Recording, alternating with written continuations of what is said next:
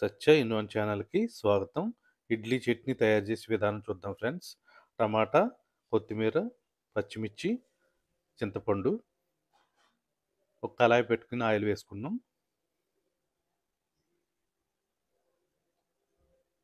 పచ్చిమిర్చి వేసుకున్నాం. టమాటా ముక్కలు,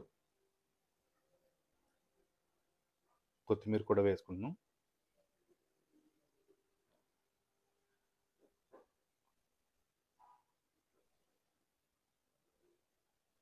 ఆయిల్‌లో మనం ఫ్రై చేసుకోవాలి.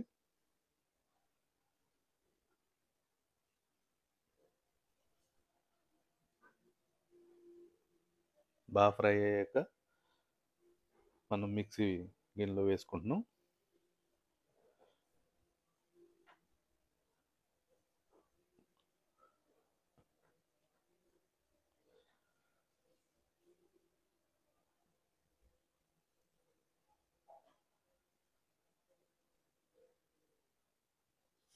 కొద్దిగా చింతపండు కూడా వేసుకుంటున్నాం.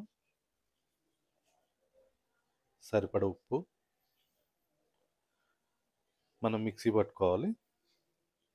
మనం మిక్సీ పట్టుకున్న తర్వాత ఎలా వచ్చింది. మనం పోపు వేసుకుంటున్నాం.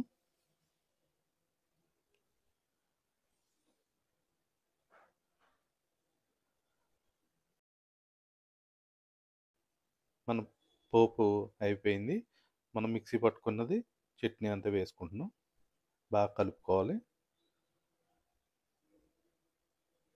ఒక బౌల్లోకి తీసుకుంటున్నాం.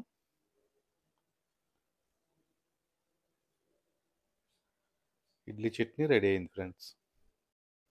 సింపుల్గా ఇడ్లీ చట్నీ రెడీ అయింది ఫ్రెండ్స్.